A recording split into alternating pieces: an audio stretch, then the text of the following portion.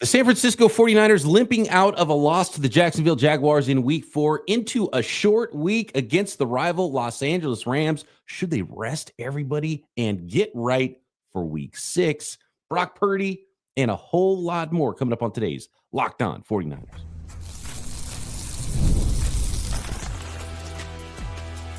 You are Locked On 49ers, your daily San Francisco 49ers podcast, part of the Locked On Podcast Network, your team every day.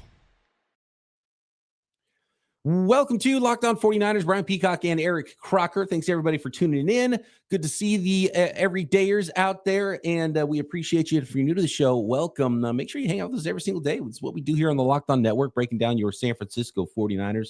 So sub up on YouTube and anywhere you get your podcasts, and follow me and Croc on the socials, at BD Peacock, at Coach Crocky, and get involved in the conversation. We love to hear from you, and we love that you're tuning in. This episode of Locked On 49ers brought to you by FanDuel, America's #1 sports book. And right now, all you got to do is win your first $5 bet, and new customers can get $300 in bonus bets to use across the app. All right, Croc. I did a little rewatch. I'm not quite through it all or anything. And as of this recording, we don't have a ton of information about what the injuries are going to be going into Rams week. It's a short week. There's generally not a lot of practice. So I'm guessing a lot of players aren't even going to practice. And so I just want to throw the idea out there about what the 49ers should do, what the smart strategy is to get more right and be healthy to go make a run this season for the 49ers, because this is a very dubious week on a short week with how banged up the San Francisco 49ers are. And there's a ton of players we got to talk about here in that regard, including the two starting wide receivers for the 49ers last week. I would be shocked if they even played at this point in week 5. And who else should maybe sit? Starting with the quarterback in Brock Purdy. And clearly, going back, watching Brock Purdy, he said all the right things afterwards. He said it wasn't bothering him, but clearly he's not 100%, right? I think that's pretty obvious. He didn't move around like he normally did, and you could probably point to him not being able to step into his throws, which made it even more difficult for him to operate as he normally does in the game on Sunday. And it's a topic that we've brought up before, and a lot of people are reactionary, and I get fans, there's like, oh, you shouldn't have signed him. Mac Jones should be in there, whatever. Brock Purdy's not as good. He's not this, he's not that, or whatever. One of the topics we brought up numerous times in the past and in the offseason, talking about Brock Purdy. Who is Brock Purdy? How good is Brock Purdy? Is he a top 10 quarterback? Is he a top 15 quarterback? Is he elite? All these things, right? And one of the long-term subjects that we brought up about Brock Purdy, and I think it was completely on display against the Jacksonville Jaguars, Croc, was that Brock Purdy, there's a reason he was Mr. Irrelevant in a 7th-round pick. He doesn't have this extra physical ability to just give away. You know what I mean? He doesn't have a ton of extra arm strength, even though he throws a good ball and he can make, quote unquote, all the throws. He's kind of at the threshold of a starting quarterback as far as physical ability. One of the things that helps him play up is his brain and getting the ball out quick and understanding the offense and operating it and having guts and all these things that he has that is, makes him a really good NFL quarterback.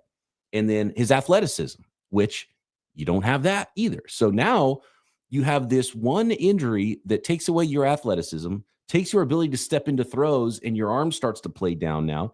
And what you see is, I think, a very different quarterback, and he looks very pedestrian. And I think 49ers fans watching Brock Purdy this Sunday against the Jaguars saw that version of Brock Purdy, and that's the tough part when you are not as, physically gifted as maybe some other quarterbacks in NFL history, some guys that are, bonus babies and in high first-round picks. It's usually because of the tools, even more so than the skills that get people drafted higher.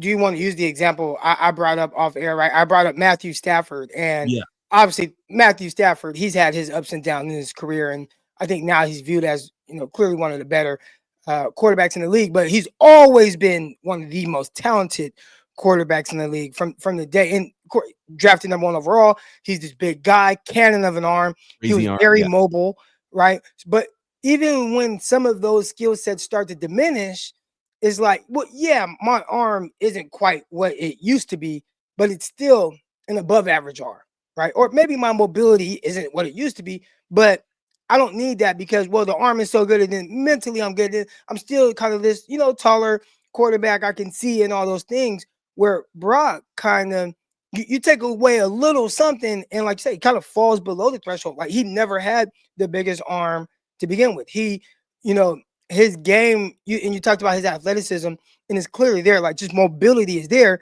but he's not the most mobile guy, right? So you start chipping away at some of the things that have him at the threshold, and then he starts to fall below.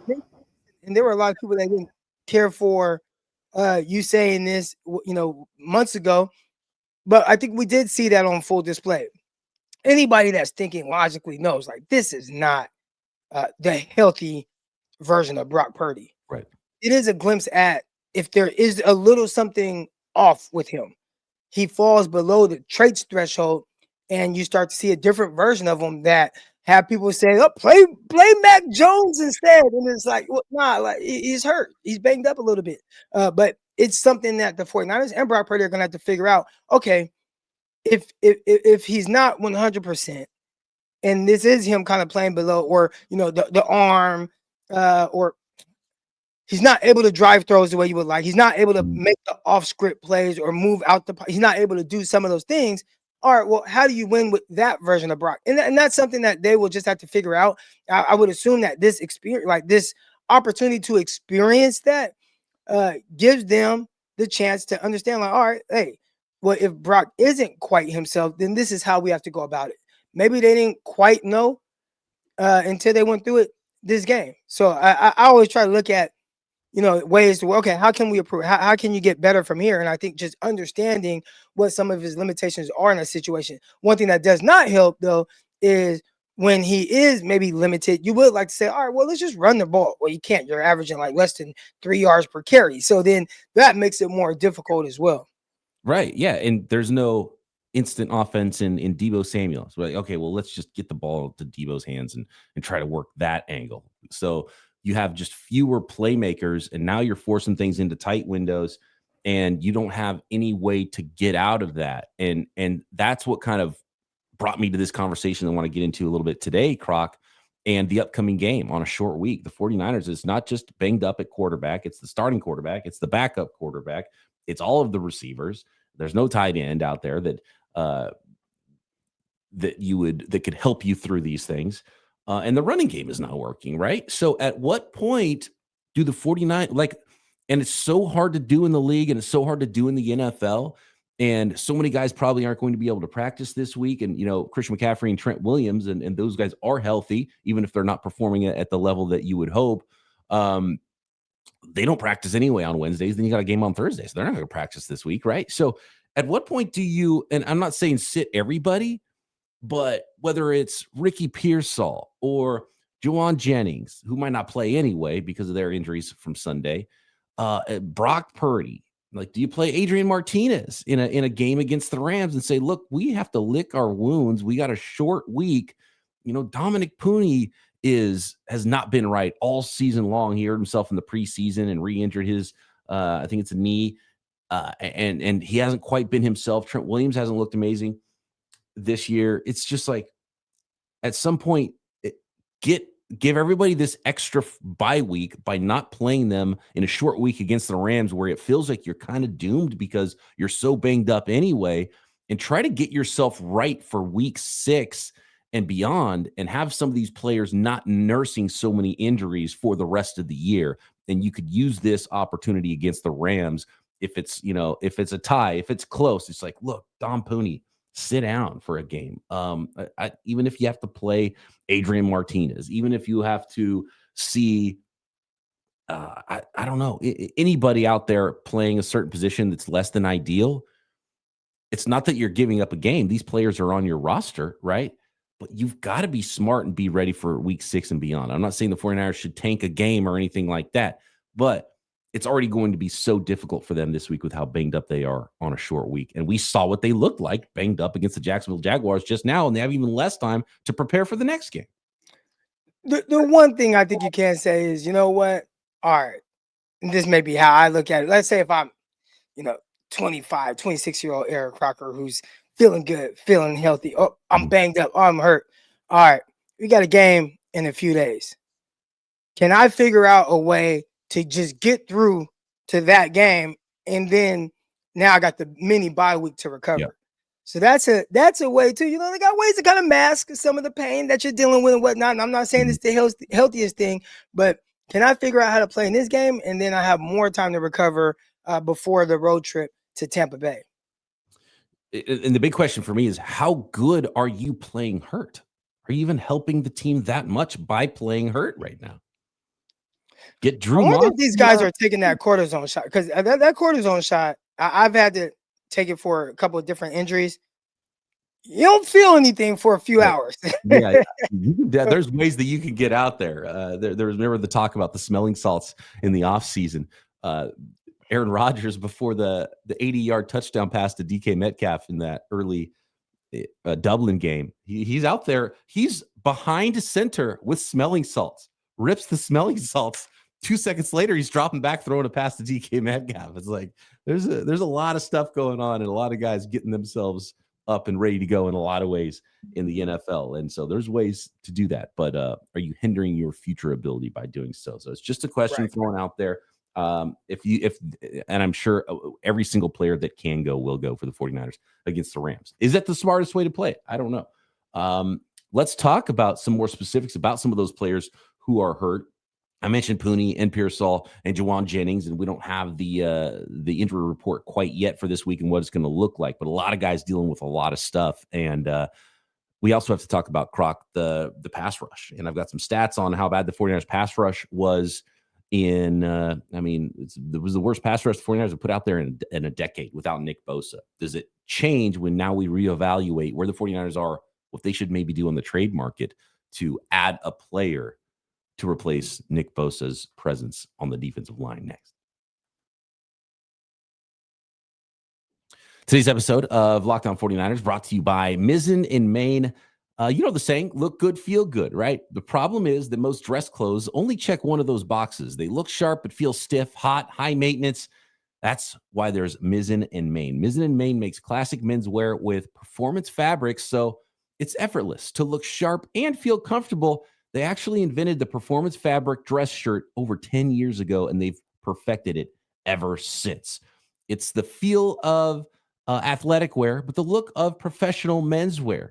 You can go from office to dinner, out on the golf course even, and feel comfortable all day long. So right now, Mizzen in Maine is offering our listeners 20% off your first purchase at mizzeninmaine.com with promo code LOCKEDONNFL20. That's Mizzen, spelled M-I-Z-Z-E-N, and Maine, M-I-A-N.com. Promo code LOCKEDONNFL20 for 20% off. And if you'd rather shop in person, you can find Mizzen and Maine stores in select states. Today's episode is also brought to you by America's #1 sports book, FanDuel. NFL season is it's rolling along here. We're on our way to week 5. We got a quick turnaround for the Los Angeles Rams and the 49ers on Thursday Night Football, and FanDuel has an offer you don't want to miss. I don't know how long they're going to be offering it, but right now, new customers can bet just $5 and get $300 in bonus bets if you win. That's right. Pick a bet, put down $5, and if it hits, you'll unlock $300 in bonus bets to use across the app. Whether you're a casual fan or love diving into stats, FanDuel makes the game day experience so much better. You're watching fantasy, have a little bit of parlay over here. You can go player props. You can even go live in-game betting if you feel like the momentum is going a certain way during a NFL game or a college game or any sport out there. Playoff baseball. You can find it at FanDuel. So what are you waiting for? Visit FanDuel.com to download the FanDuel app today and get started.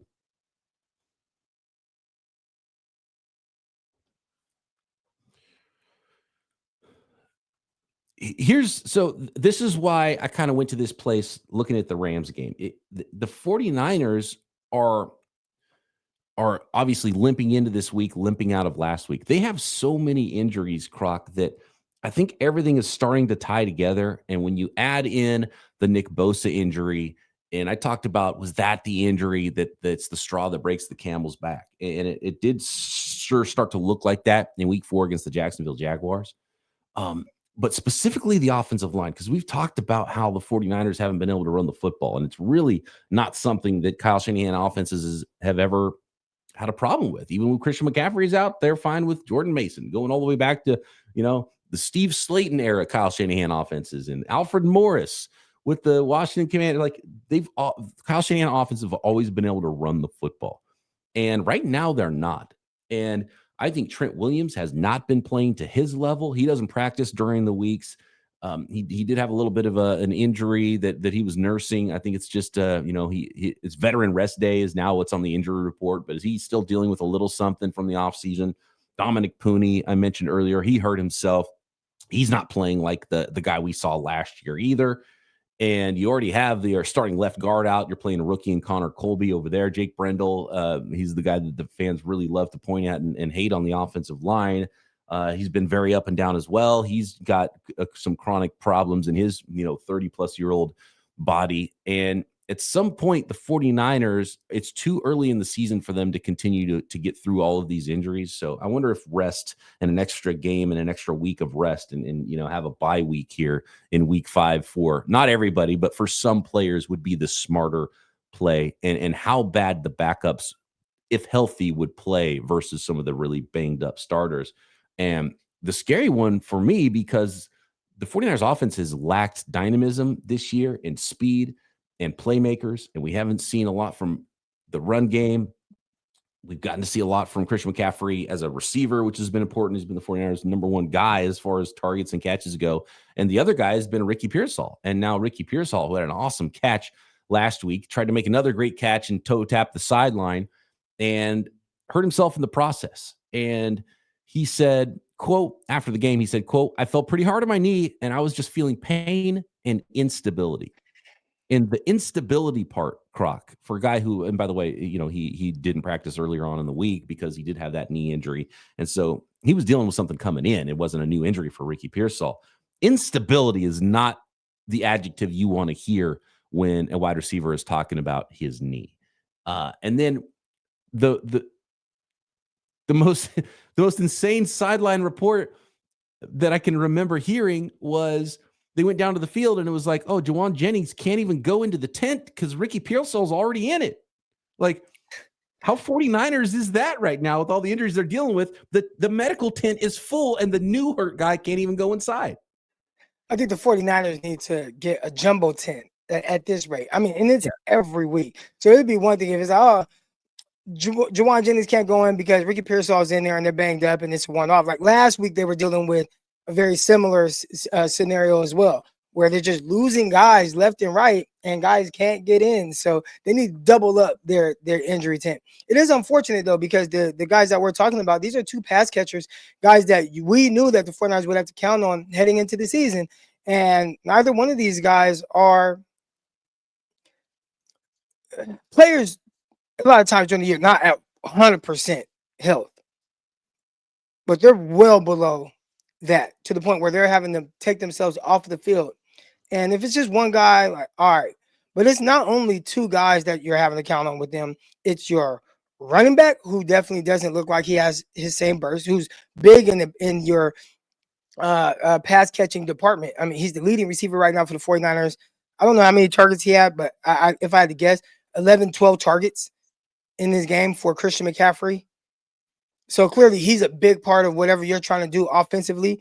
And then another guy who's huge, Brandon Ayuk, and he ain't even out there yet. So to be losing these guys and have guys not be themselves and really a shell of what they typically are, or a guy who's getting going but now he's banged up, it's got to be extremely difficult for play callers like Kyle Shanahan. I wonder if we could be getting close to, because we're once you pass week 4, now those players that went on IR to start the year can start to return. After next week, George Kittle could potentially come off IR because he went on after week 1. But at some point, could we, especially with the conversation we had post game about the 49ers lacking a little juice and a little speed out there, could you start to see Jordan Watkins or Jacob Cowing out there on the field for the 49ers? Could that help and add a little speed to the situation? They do have 2 healthy running backs behind McCaffrey and Robinson that they just flat out have not used so far this season. Would a short week be an opportunity to see some of those guys on the football field. And because, I've talked about how unsustainable it is with Christian McCaffrey. By the way, he had 11 targets, 6 catches for 92.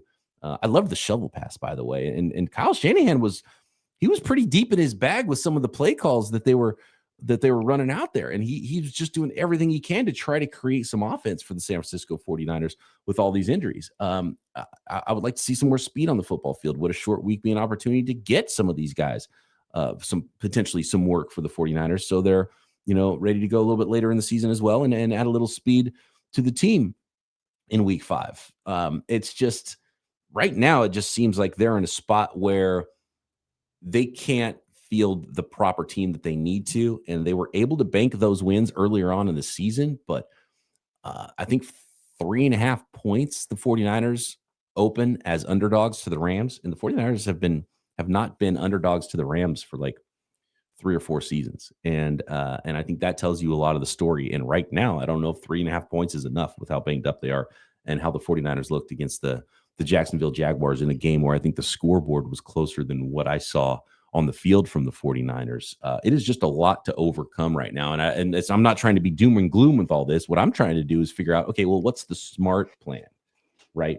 Put egos aside. What's the smart plan for the 49ers to try to be right so they can utilize those wins they banked up earlier on in the season, still be in a good place from week 6 and beyond? And I don't know if there's an answer to that right now. And I think the answer we know, Croc, is that if you can play, you're going to go. Is that the right way to do it? Or could you potentially make yourself better in the future by resting a couple players that are clearly not playing at a level that's frankly good enough for the 49ers right now, including some of their best players? So we'll find out later in the week what's going on with the injury report.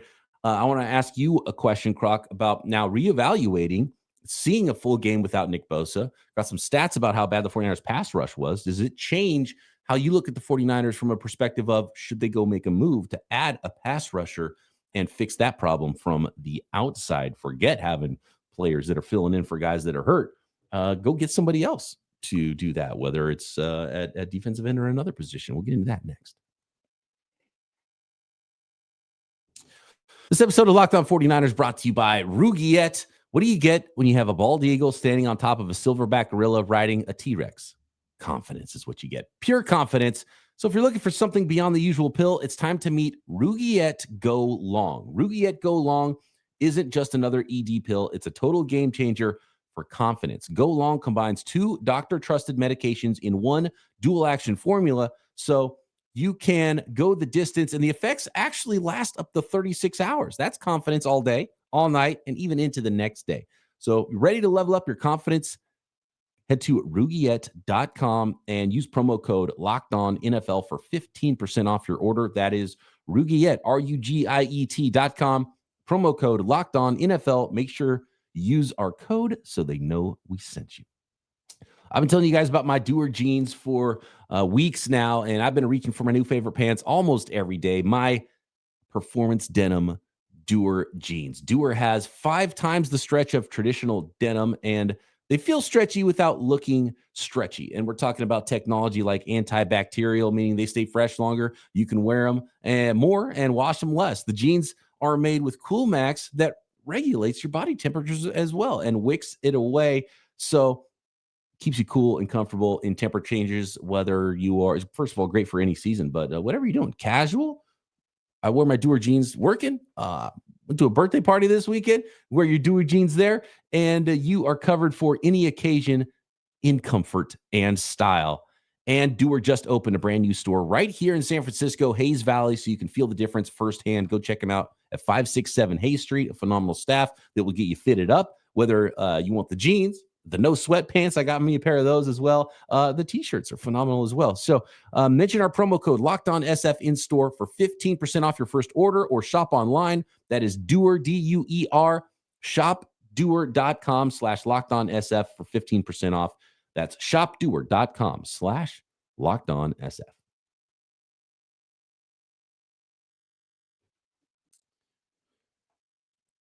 So the 49ers obviously got basically zero pressure on Trevor Lawrence, which might have been one of the biggest problems. And it's what made the 49ers defense really struggled early in the game. And as Fred Warner talked about post-game, Croc, they kind of got a little bit better in the second half.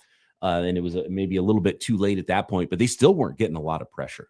What surprised me is we talked about what the 49ers defense might look like and what it has looked like in the past when Nick Bosa wasn't out there, and that they would need to probably bring more pressure.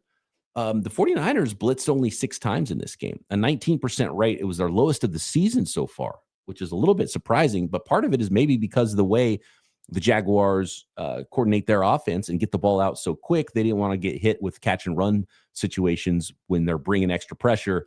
And maybe they just expected that they weren't going to be able to get home with the ball coming out quick, because Lawrence was 5 of 6 on those for 35 yards and a touchdown against 5+ pass rushers. But in this game, and this stat comes from Matt Mayoko relaying it, the 49ers defense had no sacks and no quarterback hits for the first time in a game since September 20th, 2015.